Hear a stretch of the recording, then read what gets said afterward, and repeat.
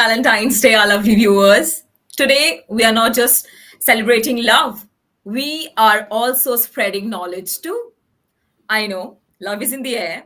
And what better way to celebrate than by unraveling the mysteries of immigration law? So, get ready for a heartwarming journey filled with insights related to immigration and a sprinkle of Valentine's humor. So, stay tuned.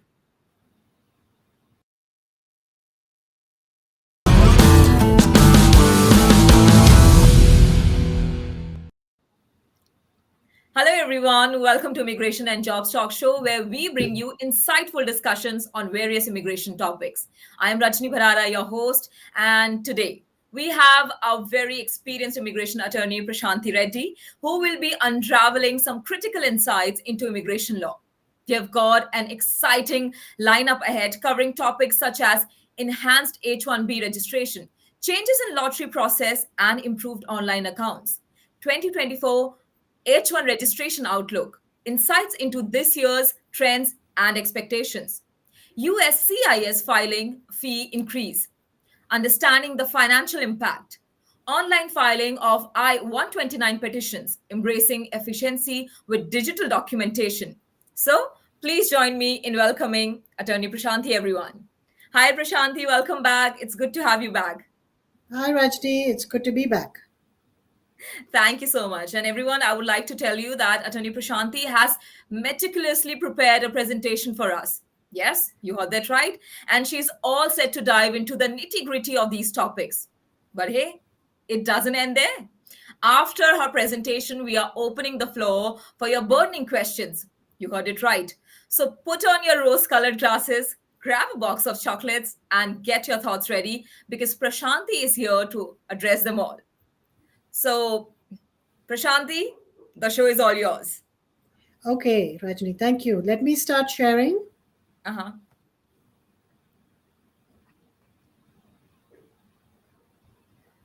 Okay.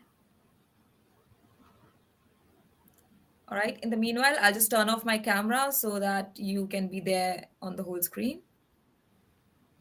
Do Yeah. you see it? Do you see my presentation, Rajni?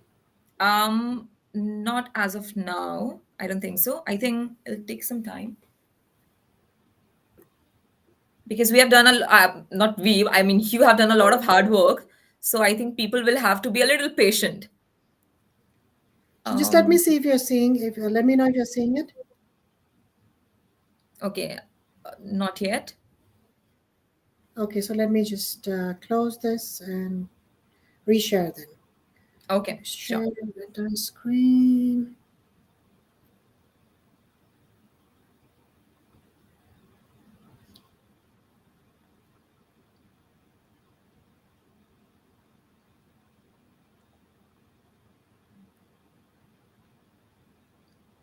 So we have already started getting chats from our lovely viewers, That's but great.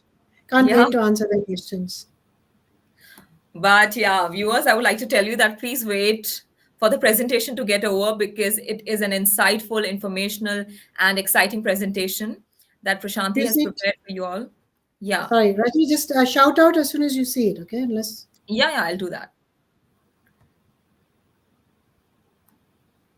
just going to wait for a few minutes. Maybe it's lagging. Hmm.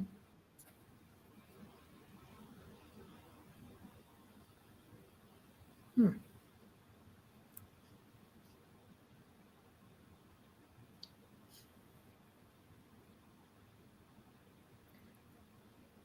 We just tested it and it worked. Right. Yeah, I was about to say the same actually. Okay, I Yeah. think Now, I now think. it's working. Very good. Now where is my presentation gone? Let me see.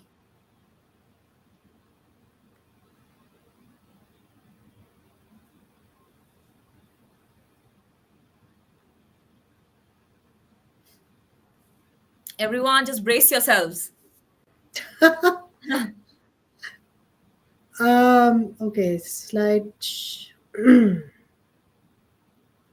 Okay, so you see it now? Yeah, I can see it. I think we Okay. need to have it on the full screen, each slide. Yes. Yeah.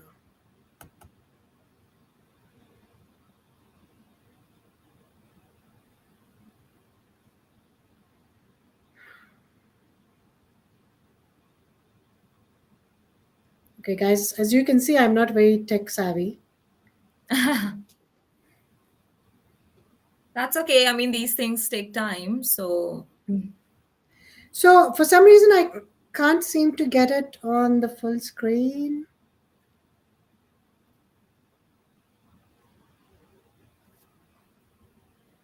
I think then, Prashanthi, you need to press F5.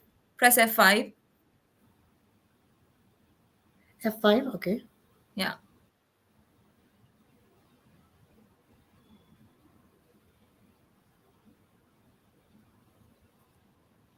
Oh, okay. There you go. Great. Now, wait. Yeah. We can. We Okay. can. Lovely. Thank you. Thank you for that insight. I'm a Windows person, not an F5. Oh. Okay, there you go. So, folks, thank you for being so patient.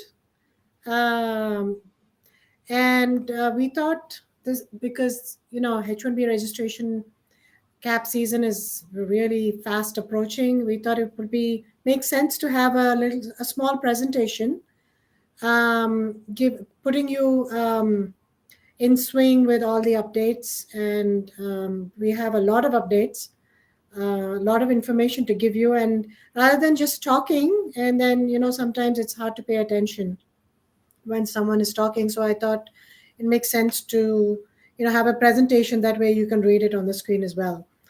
And then, of course, after that, if we haven't already answered all your questions through the presentation, or if you have further questions, we'll be happy to go into those as well. So, okay, this is just about me. All right. So the first thing is H1B registration final rule is expected to take effect on March 4th. The publication happened 30 days earlier, so it takes 30 days for the final publication, the final rule to take place. So that date is March 4th. And the changes that we're expecting, at least the changes that we need to address in this session, are number one, that it's going to be a beneficiary-centric selection process for H1B registrations this year. And USCIS will select registrations based on unique beneficiary passport ID numbers rather than on the number of registrations. So what it means is that it'll avoid the gaming of the system, which has been happening in the past few years, where beneficiaries file 50 registrations, 60 registrations just to increase their chances in getting picked in the lottery. So that won't happen anymore. Those chances will not be increased by filing, multiple registrations. No matter how many registrations the beneficiary files, they will pick only one registration based on the passport ID number. So they have the ability to select and do the lottery based on the passport ID rather than on the registration itself. So we're hoping that we won't have that many multiple registrations filed this year. Beneficiaries will still file maybe more than one registration if they're not sure of, whether the company will proceed or not with their H1, whether the company has the ability to get their H1 approved or not. Some people might choose to go with more than one employer, but since there is no benefit of getting the chance in the lottery increased, I doubt, for that reason, that there will be multiple registrations. So I think it'll be a more organized and more sane process this year. For those who saw the registration process last year, it was almost 800,000 registrations. And out of that, more than 400,000 were duplicates. So, just to give you an idea.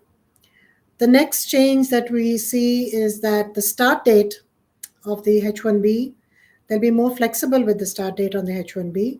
Earlier, it had to be only October 1st. So even if the H1 was being filed after October 1st, there was, 1 year, especially when we had two picks in the lottery and we were filing cases in November, we were still asked to put October 1st as the start date, even though October 1st has already passed. So some people, when they put November 1st, those cases actually came back, and then there was a big hue and cry about it. And finally, they did, reapprove those cases. They did process those cases after, there was a lot of, protest by AILA and many other organizations. So to avoid that situation again, they're saying that now it has to be a start date of October 1st or later. It doesn't have to be October 1st if you're filing the petition later. Also, some other integrity measures that they have codified into the law, which will allow them to go after employers who have made false attestations while filing the registration, or those employers where the fee was declined, maybe not declined immediately and the registration went through, but the fee then was declined afterwards. And in these cases, then they can invalidate the registration submissions. So that's something that they have they used to do even before now, but now they've actually codified it. Also, USCIS has announced that the cap period will start from March 6th, and the cap period will run through March 22nd. So the time for you guys to register is March 6th to March 22nd. I would suggest you register in March 6th and the following days, the following few days, and not wait until March 21st to register, because if you have the problems with payments or you have other such problems, then and if the case gets and the case doesn't go through, you will not be able to file a new registration, because the time for filing registrations will be over. So give yourself some extra time, file way ahead of time, so that even if something happens, you can correct it and resubmit your registration. Also, this time, every registrant has to provide valid passport information. Unlike the previous time where passport information was optional, this time, since registration is being done based on passport information, based on the passport ID number, that has now become mandatory. And also, for those who are outside the country and who will have to travel into the country on a H1, once the H1 gets approved, make sure you use the same passport for registration and as well as traveling into the country. So please keep that in mind. Also, another update is the online filing.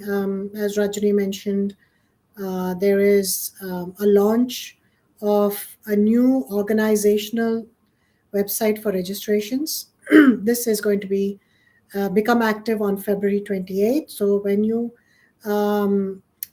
log into your account on February 28th, you will get a prompt to switch to the new organizational account, and you should do that immediately.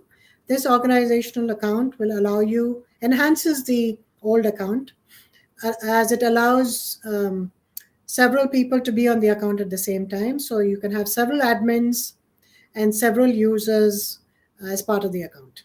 Before, you could only have one admin/user and multiple people could not log in at the same time. Now that this changes that. This helps because if your employee leaves, if you're a company, your employee leaves and you don't have the admin information from last year, then you can use the second admin information that you created. So it's, as I was saying, for that very reason, it's important for you to have at least 2 admin users and as many several regular users as you want to, but have at least 2 admin accounts. So that will start on February 28th. And even though you can actually create accounts on February 20th, you can't actually enter anything into that account until the registration period starts, which is March 6th. So that is with reference to the new enhanced accounts. And the fee will still be $10. So though they are increasing the fee to $215, that fee increase will not happen until April 1st. So for this registration season, we will not be hit by that fee increase. But next year, you will see an increase of $215 for registration. Also, on that note, the big news is that on that same day, February 28th, USCIS is launching an online filing system for I-129 and the associated, the premium processing firms. That this is for non-cap cases. It's February 28th. For cap cases, since cap cases can only be filed on April 1st, it's April 1st. So this will allow you to file your cap and non-cap cases online.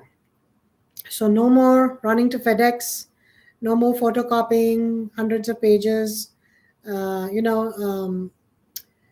So this will allow you to file your entire application online through your My USCIS portal and attach supporting documents as well. This will also allow you to get receipts online in your account. So again, this avoids them losing, the post office losing receipts, them not mailing out receipts, not mailing out approvals. You still need the original approval, I would think, but you'll have at least the online version of it in your portal, and that really, really helps. And also you will, I'm sure, get that receipt faster than, because you have to wait for the post office to deliver it. So there's no longer a wait of 10 days or 15 days or sometimes even a month for that whole thing to take place. Now it'll instantaneously be available. As soon as it's available, you'll instantaneously be able to see it on your portal. Also, some bad news. USCIS, as I was saying, it's a mixed bag always, right? Good news and bad news come together. So USCIS is increasing the premium processing fee. USCIS is increasing the regular filing fee as well. They're increasing it from $460 to $780, so almost double. For the L1, they're increasing it from $460 to $1,385. That's 4 times almost. And as I was saying earlier, the fee is increasing for registration as well, but starting next year from $10 to $215. So all these fee increases you will start seeing on April 1st. Also, they have added a surcharge for I-129 petitions and I-140 petitions of $600. So in addition to the fee increases, you'll also see a surcharge of $600 on all your applications. This is for an asylum program fee. Since asylum is free and they need money to run it, this is what they're doing. They're targeting businesses, unfortunately. It doesn't seem very fair, but that's what it is. But there is an exception for small companies and for nonprofits. So for companies with 25 or fewer employees, the $600 asylum surcharge will be $300. And the increase of the USCIS basic fee, right? We said $480 to $700. That will not happen for employees who have 25 or fewer employees. So if you are a small company, you'll only see increase of $300 on your USCIS filing fee, which is not as bad as what larger companies will see. Okay, I hope that is clear. Also, quick run through, because I do want to get to your questions quickly and spend enough time on your questions as well. Quickly, information that will be needed for you to do your registration from the beneficiary. You'll need the name, you'll need the gender. You'll have to select whether it's a master's cap or they have a bachelor's degree, the date of birth, country of citizenship, and passport number. And this year, there's no option to check no passport number. You have to enter the passport number. From the company point of view, you'll need the name of the company. If there's any DBA, the federal ID number, the US address, primary address of the company. This is some information that you'll need from the company. Then again, a quick run through of the do's and don'ts. If you have an account, please make sure you log into that account on the 28th as soon as you can. Make sure your account is functional, and make sure you activate the new account as soon as you get the prompt. Also, make sure you create a correct account if you have not yet created your account and you don't create an account as a H1B registrant.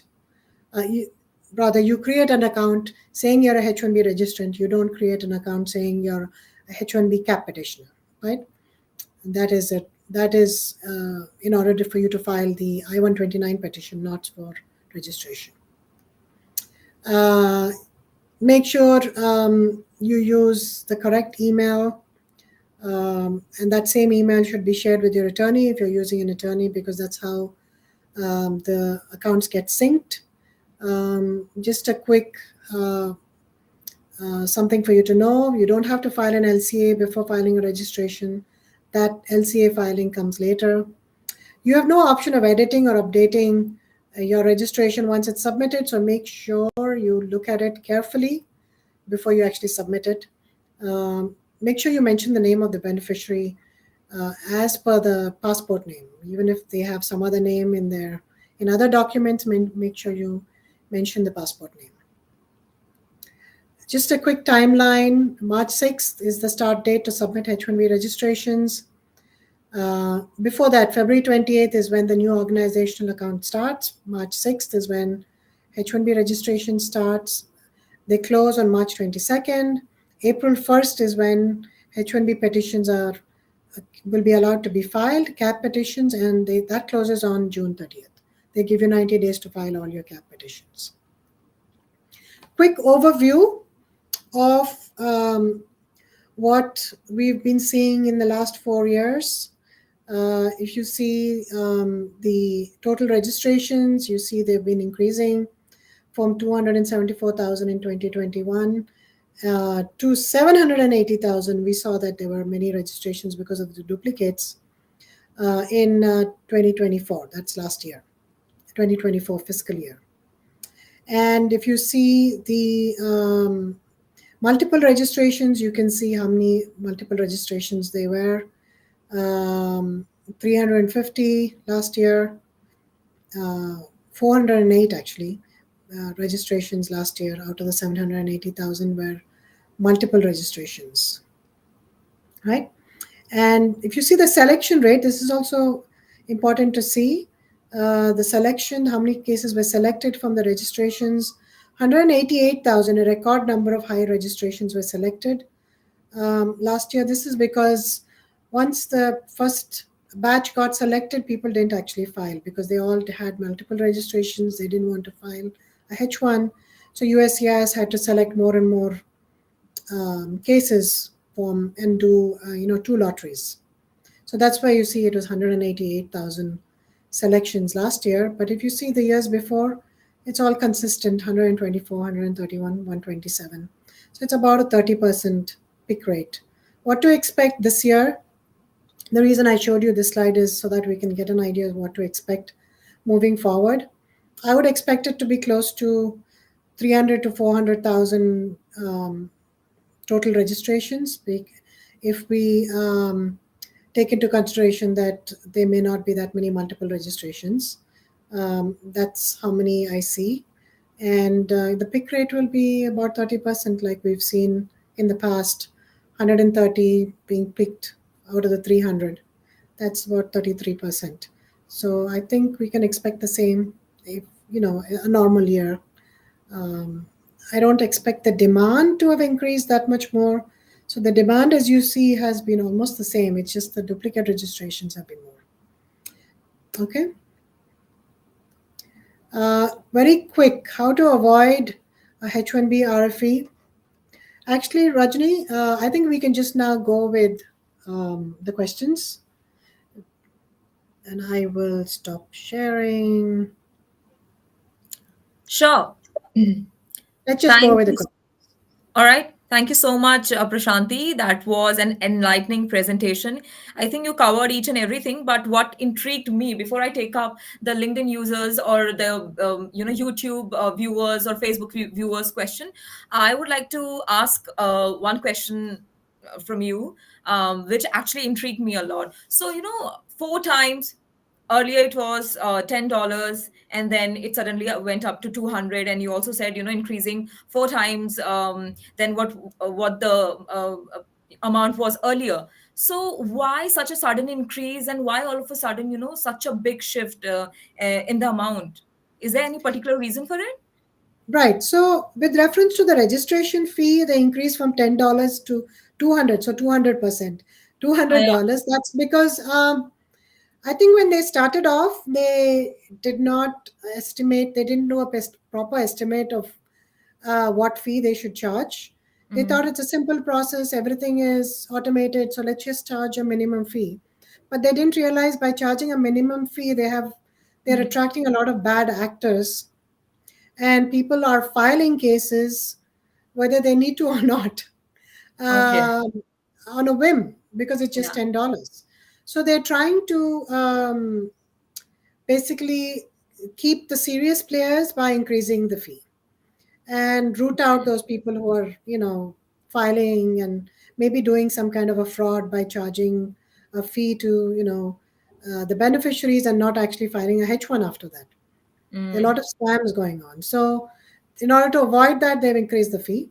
That's the registration fee. With reference to the other fee, which has also increased like almost double, right, from 400 to 700, the USCIS basic fee.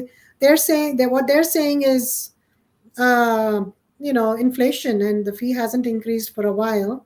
Mm-hmm. So, in order to compensate for all the years that the fee hasn't increased, they are kind of compensating at one time and increasing it to the present standards based on their needs. And also they're saying that they've because of COVID they're still recovering, because in during COVID not many people filed applications, they say. Mm-hmm. And I think they just messed up. The system is just messed up, and they didn't use the fees that they received wisely. Mm. But as per what they're saying is that COVID hit them bad, and they had to get bailed out by the Congress. Congress doesn't, the government doesn't give them any money. They get the money from the fees that they charge. So Okay. they figured out that they need to increase their fee, and they're also trying to improve the backlog, and they need to hire more people, etc., etc. So these are all the, you know, what they're telling us with reference to the fee increase. But thankfully, they have been kind enough not to increase the fee first, or to increase it at a very lower rate for nonprofits and companies who are small, so 25 and lesser than that. Okay, okay. I mean, it's a little. I'm feeling a little sad for the real applicants, but then I mean, just to like you said, there are many fake actors, and people are just filing, the applications because of the fee thing. So they had to do this. So thank you so much for informing, and thank you so much for the presentation, also, Prashanthi. I am getting a lot of questions from the viewers actually. So I think let's do one thing. Let's keep them waiting a little bit more, and let's take a short break so that we can get more questions. So, guys, let's do one thing. Like I said, we have had an enlightening discussion so far, and enlightening presentation also so far. But now it's time for a short break. So don't go anywhere, because after the break we'll be diving into your questions. So don't be shy, folks. If you have any burning questions, get ready to fire away, but after this short break.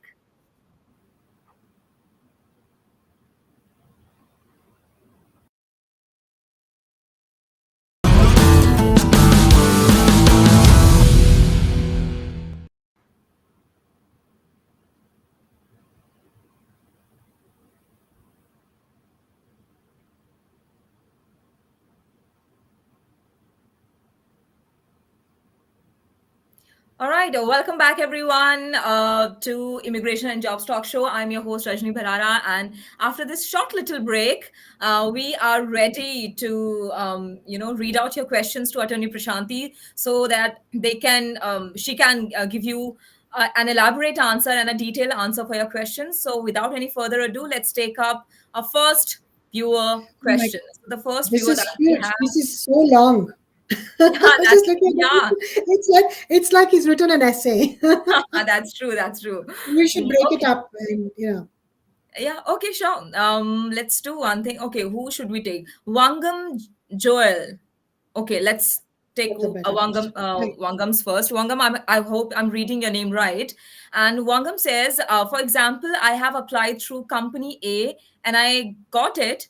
Can I go by company B if they are ready to offer job in US? I think this is part of another question. Rajni, can you make sure? Because it starts, for example. Right, that's okay. Okay, I'll have to check with my team then. For now, I think let's take up another question then. I think my team can Yeah, correct because this if I made a it's not mistake. clear. Yeah, Yeah, that's we right. can maybe go back to it and try to figure it out later. But Uh-huh. So I have another viewer, Uma Maheshwari Nadarjan. Okay, and she has posted this on LinkedIn. And Uma says, if after getting picked and filed in October 2024, say for example by December 2024, the passport is renewed and new passport is received. What steps we have to take to link our H1B and new passport number? Any specific steps to be followed? right. So if you are out of the country and you put a passport in for your registration and then it expires, just make sure you carry both your passports, your old passport as well as your new passport when you're entering into the US. And that should, solve the problem. Okay, okay. So thank you for posting your question, Uma. Is there anything else?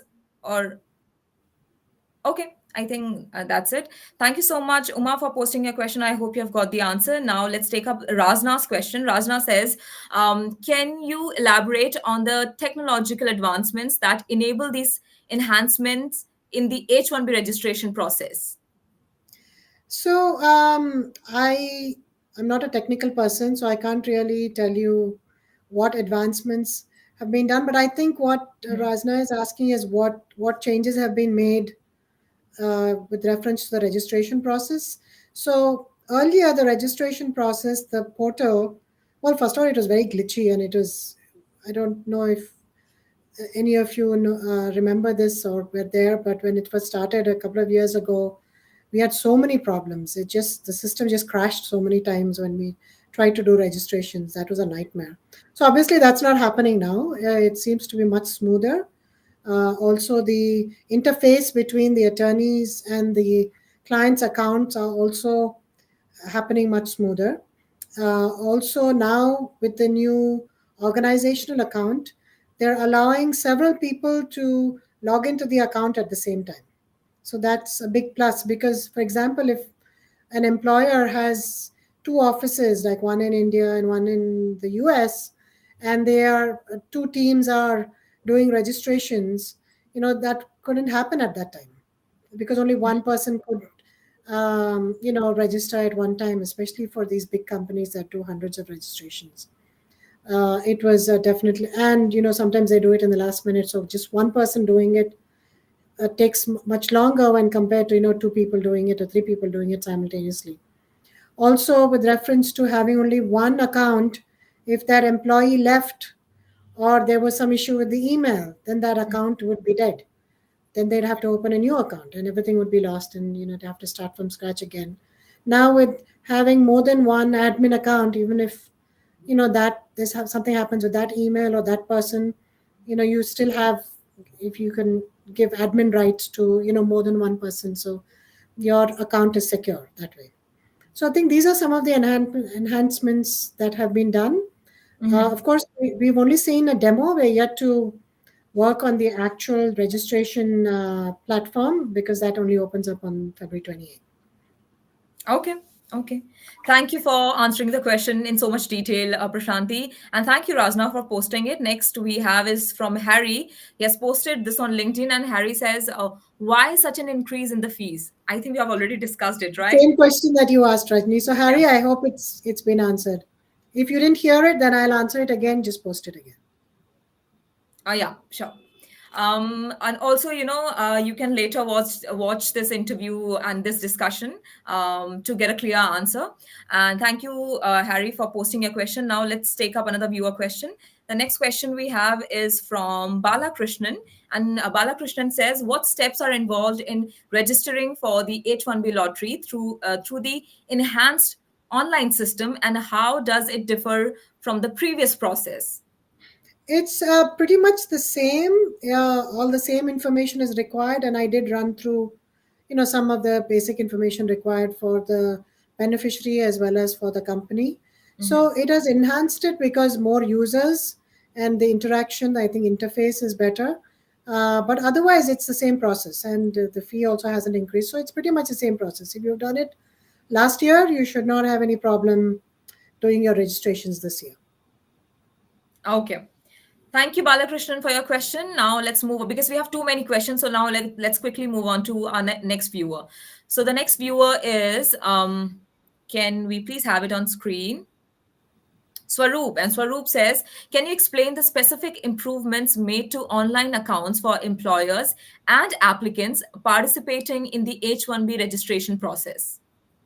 I think this is the same question, so we should, we've already answered it. Let's Okay. go to a new question. All right. So after Swaroop, let's take up next question. And this is from one of the LinkedIn user. The name is not mentioned. Hi, Prashanthi. Are there limited applications for beneficiary or is it only one? So beneficiary is allowed to file as many registrations as they want, even now, because they cannot stop that, because the beneficiary is allowed to file more than one H1 as well. They can accept more than one job offer and decide, which one to keep. So it is still not limited. It was not limited last year. It's not limited this year. The only thing they've done is taken away the incentive very cleverly for the beneficiary to file multiple registrations. Now there's no incentive anymore for beneficiary to file more than one, because they'll only pick one no matter how many the beneficiary files. So they've taken away that incentive. So that's what they've done. So it's still not limited to one. But as we know, last year and the year before, multiple registrations are not possible from the employer's point of view. So the employer cannot file more than one registration for one beneficiary. And also the employer cannot collude with other companies to file, for the same beneficiary through different companies, like a sister company or a friend's company, right? And then decide, to share resources with that other company. So that is not possible. That's called collusion, and that's not possible this year as well. They will come after you if you are an employer. So I would suggest you not to do that. But beneficiaries can continue to file multiple registrations. Okay. Okay. So now next, let's take up Ravina Patil's question. And what Ravina asks is, Ravina says, are there any new features or functionalities available in the enhanced online accounts that facilitate easier navigation and management of H1B registrations? Right, and we answered this, but I'll simply say it again very quickly that they've allowed multiple users to now use the account. So you can, do more than one person can do registration. So your registrations will get done faster than before. Okay. Okay. Thank you for your question, Ravina. Now let's move on to MK's question. MK says, if my profile is picked up, an employer will further process my case to USCIS. Um, how will I come to know that my case has been picked up in the lottery, if at all? Your employer will come to know. You will not know. You will not come to know. Your employer has to notify you, and they will be able to see this in their My USCIS account. Okay. Okay. And I think my team and I, we both were looking for a full question for Wangam, but I think the question is only he started with for example only. Okay, So okay, let's take it. Yeah. yeah, for example, I have applied through company A and I got it. Can I go by company B if they are ready to offer job in the US? So I think the person is saying that they have applied for a registration through company A, Mm-hmm. and maybe it was picked, Mm-hmm. and maybe they filed the H1. So if they've already filed the H1 for you and you're already working, or you have a H1B approved by company A, then you can file another H1 with company B as a cap exempt H1, because you've already been counted towards a cap with company A and you will be treated as cap exempt. Then you'll have to file a petition through company B and you can do it that way. Okay. All right. So, Wangam, Thank you so much for your question. And next, I would like to take, okay, we have got too many questions here. I think let's take up That was this the question. one. Yeah, that was the one I was looking at and said that they wrote an essay. Yeah, this one. Okay, before I take this Satish's question, let's take up, shall I take a short one? Sure. Okay. So before Satish, let's take this LinkedIn user's question. I um I am in OPT. OPT payslips is useful for H1B transfer before October 1st to other employer. I'm in OPT. OPT payslip is useful for H1B trans. Well, in order to file a H1B, if you're on OPT Mhm. and you're filing a change of status to a H1B, you have to show that you are in status. And in order to show you're in status, if you're in STEM OPT, you have to show that you're on the payroll of the company. So, yes, if you're on STEM OPT, pay stubs are important. Okay. Okay. Thank you for posting your question, whoever you are. And now let's take up this paragraph question from Satish. Okay. So Satish Kumar says how the selection process will work. If a candidate got sponsorship from more than one employer, since the new lottery algorithm for selection works on basis of passport number, will it be first pick first served for a given passport number? Yeah, I understand this question. So, and a lot of people are confused with this. So, they want to know if the registration is picked based on passport number and if they filed more than one registration, then Mhm. which employer gets to, file the H1 for them? Yeah. So, the answer is since the registration is now beneficiary centric, the beneficiary gets to decide now which H1 they want to go with. Right? So they have a registration picked based on a beneficiary. Now, beneficiary has done registration through company A and company B. They can file a H1 through both company A and company B and decide which one they want to keep. Or they have to choose whether they want to go with the H1 with company A or with company B. So that's the Okay. answer to the question. Okay. Okay. Thank you, Satish. I hope you have got the answer for your question. And now let's move on to Asim. Asim has posted this on YouTube, and Asim says, "How does the new lottery process different from the previous system?" It doesn't differ. It's exactly the same. The only difference is that now they will pick the lottery based on the beneficiary's unique passport ID number.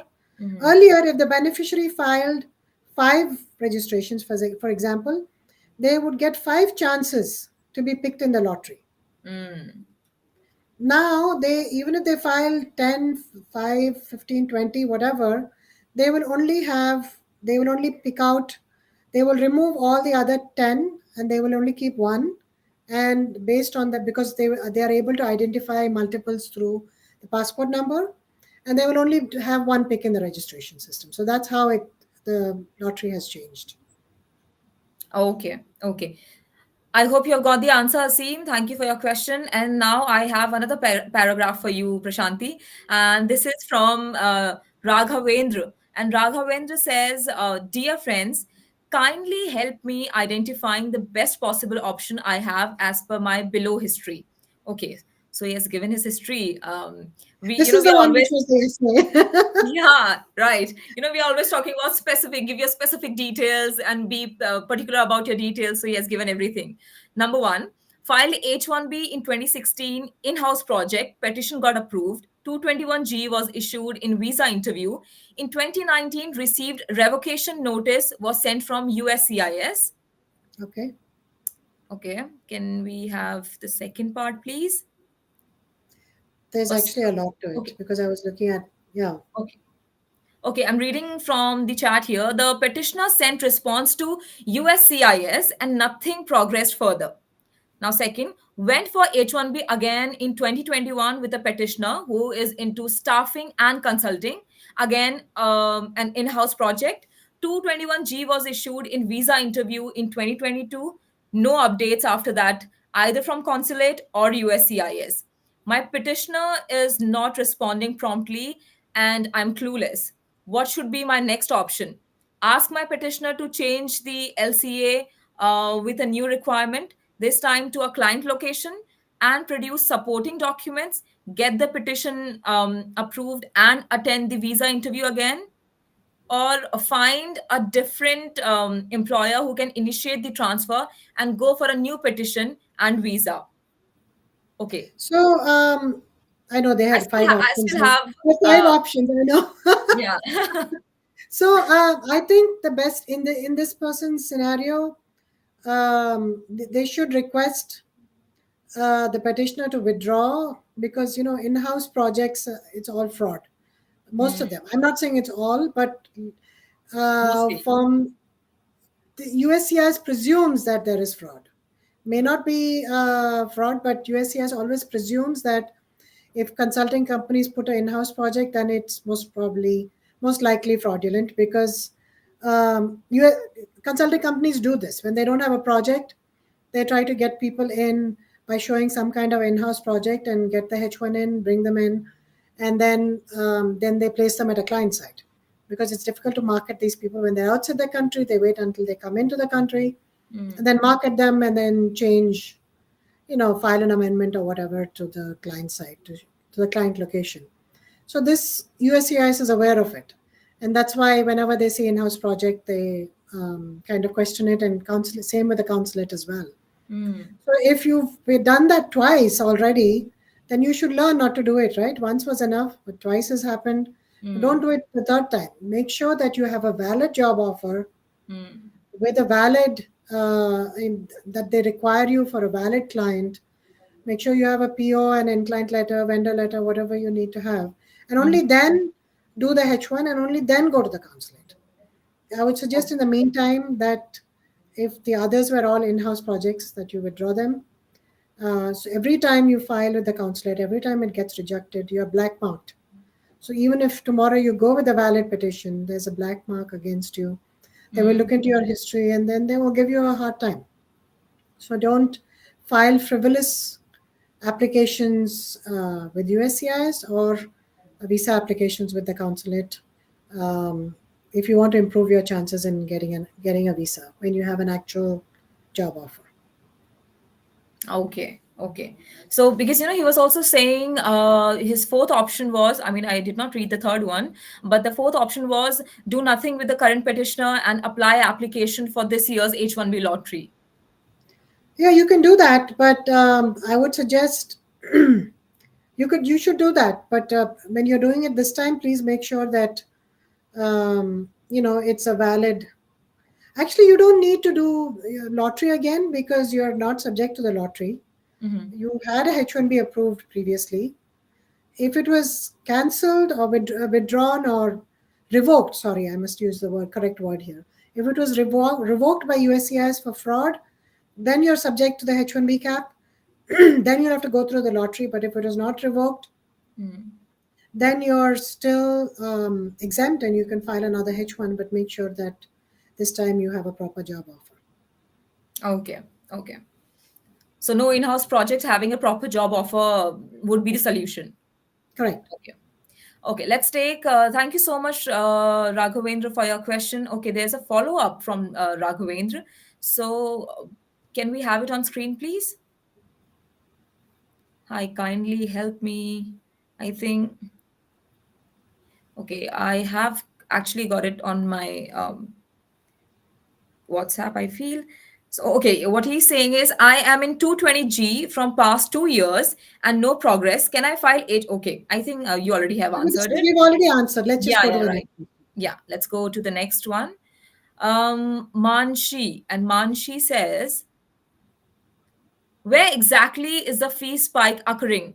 What is it during the initial application for the lottery or at the subsequent filing stage if our application is selected? And what's the amount? So my presentation covered it, but I will again.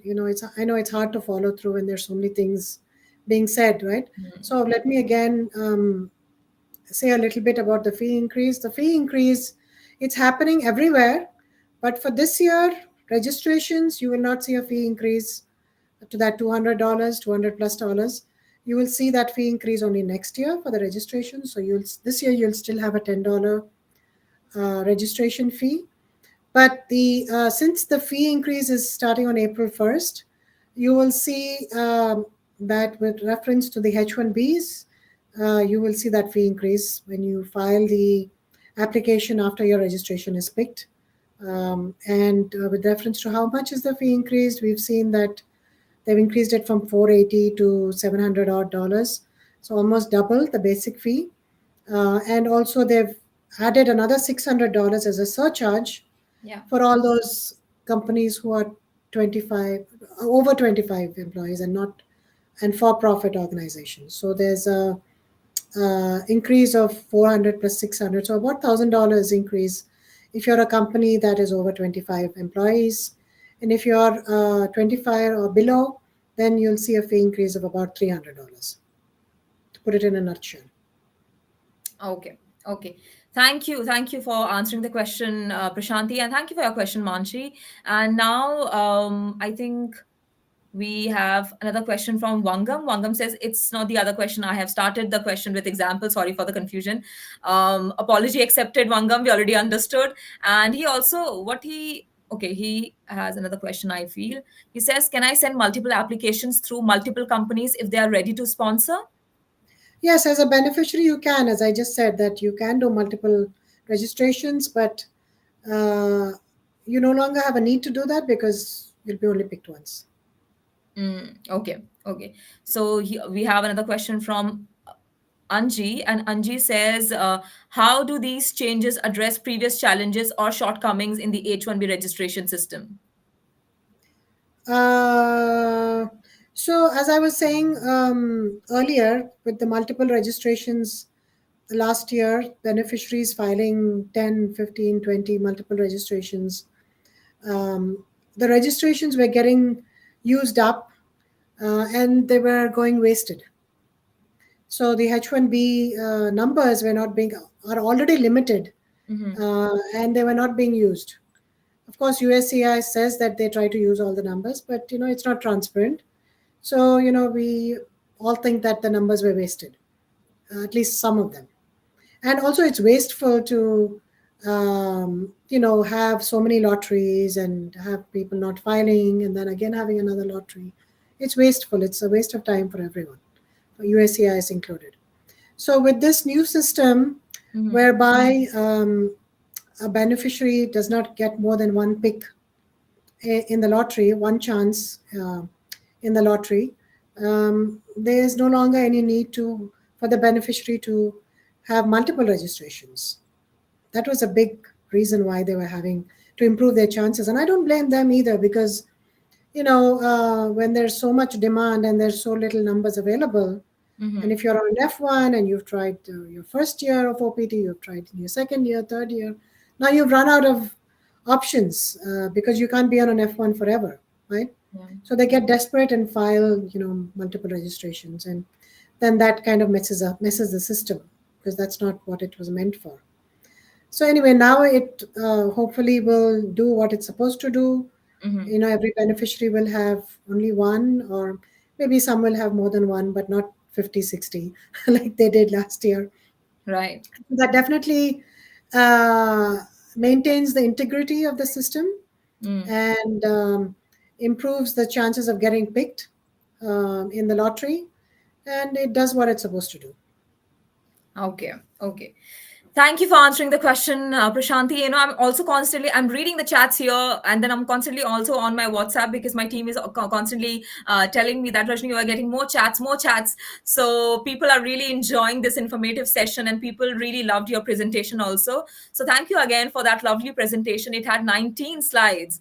So I'm sure you worked really really hard into the presentation. So thank you again for that. Now we have Ram V's question. So Ram V says, "Hi, if we have unused H1 already with A company, can we apply H1 through B company?"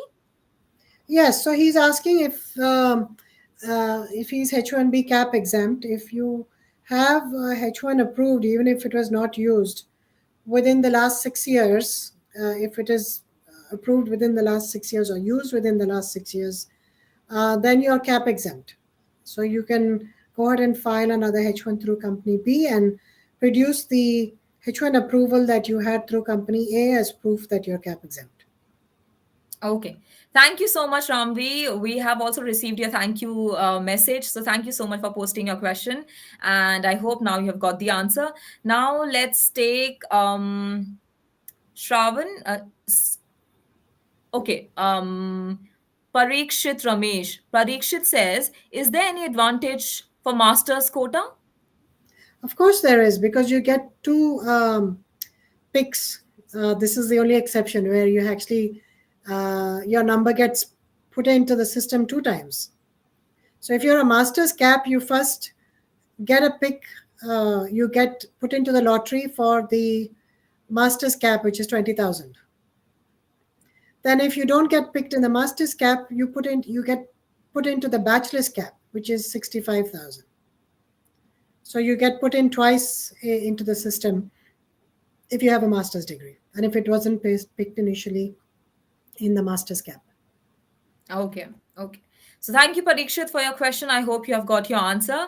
And now we have a follow-up question. Actually, so Wangam is really, making this opportunity. I was not letting go of this opportunity actually. So he's back again with his follow-up question. He says, if I do multiple registrations through small sponsor company and big company, how will they pick? Will they pick smaller company or bigger company? So people are not listening to my answers; they're only focused on their questions. When I'm answering other people's questions, also I think it's important to listen, because you'll get a lot of useful information, Right. and you won't even realize that you needed it, but you'll realize once you answer, listen to the question, answer, that you needed that information. So anyway, to answer Vangam's question, it doesn't matter whether the company is big or the company is small. Mhm. Once your registration gets picked, then you get to decide which company you want to go with. I hope that's clear. Oh, okay. All right. Thank you, Wangam, for your question again. Now let's take up a question from Nirlep. So Nirlep says, I was told by a consulting firm that I have to pay initially 5K for registration in the lottery, which opens on March 1st week of 2024. Is the consultant legit? Definitely not legit, because they shouldn't be charging you any money. If it's a valid job offer, then they're benefiting from the fact that you're going to join them, because they'll make money, Yeah. from once they hire you, right? So if if they're charging, that means they don't have a valid job offer, and they're just trying to make a quick buck from Yeah. doing a registration for you. So I wouldn't encourage that. All right. All right, And Nirlep. legally, So got also legally, they're not supposed to charge. And if USCIS comes to know that they have charged, then they're in big trouble. Oh, okay. So, Nirlap, you have got your answer. Please keep that in mind. Now, let's take up next viewer question. So, the next viewer's name is Marthi Swaran. So, Marthi Swaran says, I have an L1B visa and my spouse has L2B status. My H1B visa is pending consular processing in India.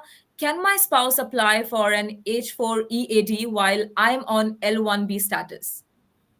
No, because you're not on H1, so the spouse cannot be on H4. Okay. Okay.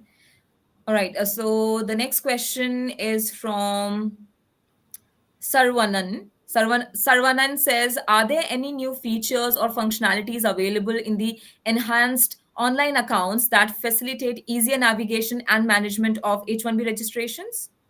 Yes, because they allow you to have multiple accounts. So Mm-hmm. when you have each account, then that account will show up for that particular user, right? So their registrations will show up for them. Like if you have admin A, admin B, user A, user B, they'll all have their own account. So they'll be able to do their own registrations, and of course you'll be able to see a consolidated list of registrations as well, and all this will become more clear. We've attended some sessions from USCIS where they've showed us a demo of Mm-hmm. what it looked like, but it'll be more clear once February 28th um, comes, and then the accounts actually open. Okay. But Prashanthi, is there going to be any informative session for the applicants as well? The informative session is for everyone from Okay. USCIS. They are continuing to have knowledge based sessions. They've already had sessions on registrations. Now they're actually going to have several sessions on the online I-129 filing. So I would go to the USCIS website if you're an employer and look that up. Okay. If you're interested in doing online filings. Okay, got it. So, if you remember, we had a viewer named Harry who said, who wanted to know about the sudden increase in the fees. So, he has a follow-up question, and he wants to know, okay, not Harry, Frederick. Frederick says certain tips that we need to know from the new rules and regulations. I think I've been through the tips on the presentation, um, but No, I I would think say some people also might have joined a little late. little Maybe late. that's why, yeah. I'm just trying to recall now because I have several a list of a list of them on the presentation. But Mhm. um, I would say do your registration faster rather than later, which I've already said. Also, make sure you enter the correct name, the beneficiary's name when you're registering, because if you enter a wrong name and if it doesn't match with your passport later on when you're filing the H1, you might have trouble filing the H1. You might have to give more clarification. You might get an RFA, etc. Use the same passport as I was saying, the passport that you're using for your registration. Also use it to enter into the country or at least carry it with you Mm. if you have to get a new passport as if the old one expired. If you're able to get the passport renewed before the registration and give the new passport, that would be ideal. But otherwise, just carry the old passport with you.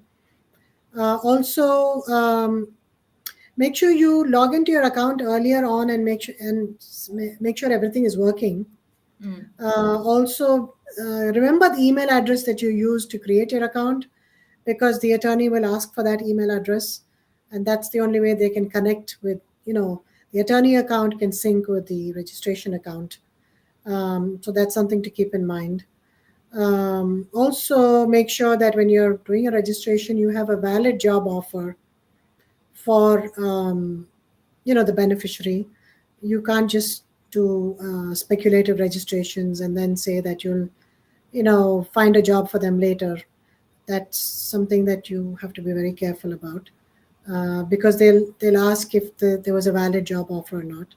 If you're an employer and if you do a registration and you don't actually file the H1, even though the registration was picked for that beneficiary, then you have to have a valid um, written email from the beneficiary saying that they have declined your offer, Mhm. because USCIS doesn't want registrations to go waste.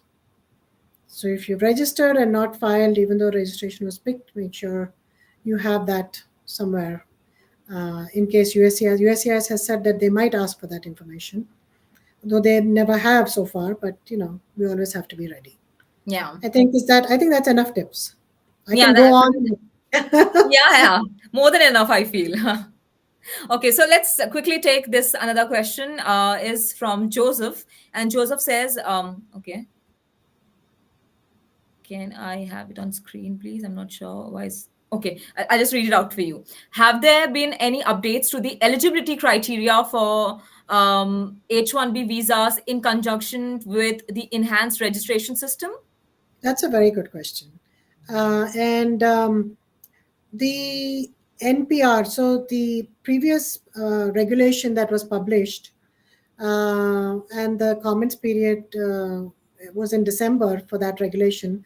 And there were a lot of changes in that regulation with reference to the H1B eligibility itself, with reference to what a specialty occupation. There's some, I mean, I won't say a lot, but some subtle changes which might actually influence the way H1s are approved. But luckily, they did not as yet move forward with that regulation. Instead, they just took out parts of that regulation, put it into a new regulation, and with reference to the beneficiary centric registrations, etc. They just took out parts of that and put it into a new regulation and sped up, that new regulation. So the old regulation is still as it is and hasn't been finalized as yet. But once it is finalized, then we will most likely see some changes to the way H1Bs are filed as well. Okay, okay. All right. Thank you, Joseph, for your interesting question, which I mean, Prashanthi was impressed with your question. So thank you for posting it. And I have one more question for you. And it is from Veer. And Veer says, has the process of considering multiple applications as a single beneficiary been implemented? Yes, and that's what I've been talking about Hmm. over and over again. So, yes, the registration process is now beneficiary centric. So, even if the beneficiary files 10 registrations, they will only get one pick, and Mm-hmm. they'll be able to identify this by looking at the passport ID number of the beneficiary. But it's interesting to see if what if the beneficiary files a registration using two different passports because they have, I don't know, a new passport and an old passport, or maybe they have a passport from UK and a passport from some other country. From a lot of countries allow dual citizenship. Then I don't know how they're going to be able to identify the beneficiary as being the same beneficiary. So I don't think it's a foolproof system, but that's what they have. Okay, okay, all right. But to all the viewers, I would like to read out the important disclaimer, which is there on your screen as well. By watching our videos, you agree and understand that the information provided by our experts and attorneys, including comments and replies from users, is not legal advice. Use of information is at your own risk. Now, I have another question. If it's okay for you, can I take another one or two question, Prashanthi? Yeah, let's do that. Okay. So the next question is from Dhaval Maitre, and Dhaval says, "What happens if one is on OPT and choose to file H1B without having a project from a consultancy, and the H1B gets picked and later fail to get a project before October?" We're talking about speculative employment here, and that is the thing with USCIS. And that's what they were talking about when they said, which I mentioned earlier when I was presenting, that they have the right to cancel a registration if they find that there was some uh, issue with the job offer, like that it was not a valid registration. They have the right to cancel the registration. They have the right to revoke the H1, or they have the right to deny the H1 if it was not yet approved. Um, so I would be careful filing that H1 if you don't have a project. But then when you have a registration picked and the H1 is not filed, you have another problem. The Mhm. employer, not for the beneficiary really, but the employer might be questioned by USCIS as to why they registered and when it was picked, why they didn't file. Though but that hasn't happened much in the past, but that is a possibility. So that's something to keep in mind. But I Okay. think from going with the lesser of the two evils, I would say don't file if you don't have a valid job offer. Okay, okay. He has a follow-up question as well. He says, following up, suppose the consultancy shows in-house project and it gets rejected. Can the person continue to be on OPT? Would it have an impact on OPT extension? If you're not under cap gap, you know what the cap gap law is, I'm presuming. If you're not under cap gap, then your status does not change until the H1 gets approved, right? So, yes, and so it just doesn't jeopardize your status if it gets denied. As long as you're maintaining your OPT continuously while your H1 is pending, if the H1 gets denied, then your OPT continues, and then you will be able to file an OPT extension without any problem.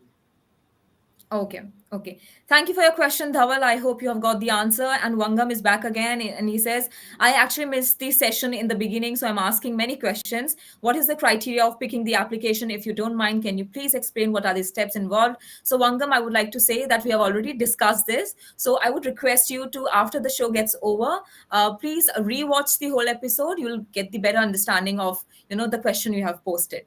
Thank you so much again for, following the episode.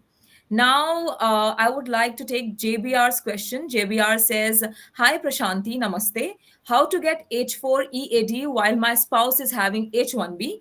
My spouse has not started any green card process. So, getting the H4 EAD, my spouse should be initiated the green card process through her employment. Employer, Yeah, employer.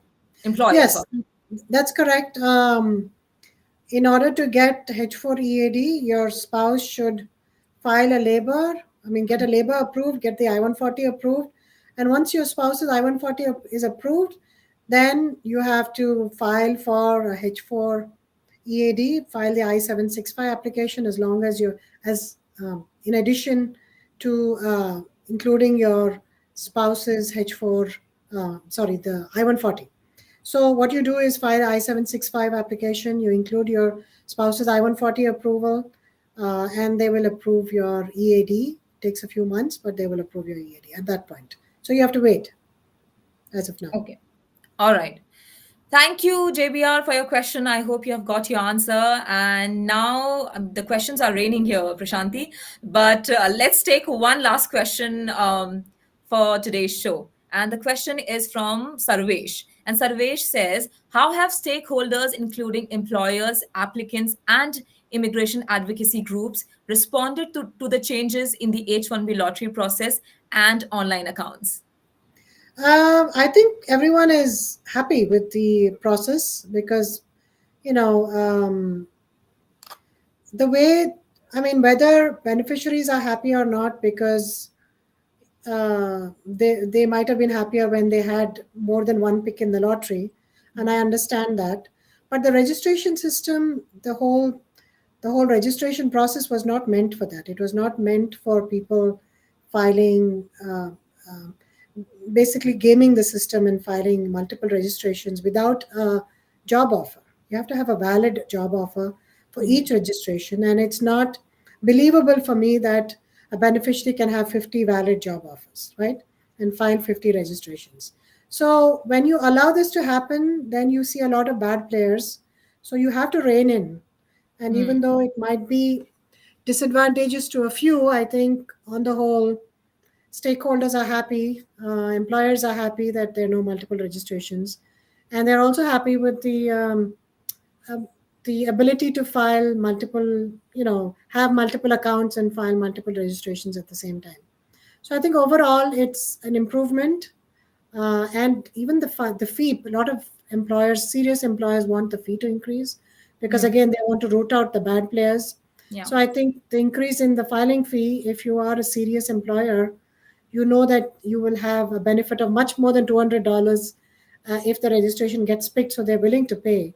It's the bad players who are charging a fee and just doing the registration and not proceeding will be pinched by the $200 fee because they'll make less money. So I think overall, I think it's a positive outcome. Okay. Okay. All right. Thank you so much, Prashanthi, for answering all the question in so much detail and so much explanation. Thank you so much. But before I let you go, I would like to tell to the audiences that I hope the session was informative and helpful to you as well. If you need immigration help, don't forget to reach out to Attorney Prashanthi Reddy. You can call her at 212-354-1010. You could also mail her at prashanthi@reddyesq.com. You can visit her website, which is reddyesq.com. And everyone, if you're looking for project placement or visa sponsorship, reach out to me on my email at rajni@hiritpeople.com. And you can also give me a call on +1 732 707 9151. You can also visit our website, which is www.hiritpeople.com. Remember, we also sponsor H1B visas and green cards. And again, thank you so much again, Prashanthi, for this lovely, lovely, engaging episode. Thank you, Rajni. It's always a pleasure. See you next week. Yes, will do. Everyone, thank you so much for joining us. It was a wonderful, wonderful session. And join us next time for another thought-provoking session. Until then, stay tuned to Immigration and Jobs Talk Show for more insightful content. I'll see you all next week. Bye for now.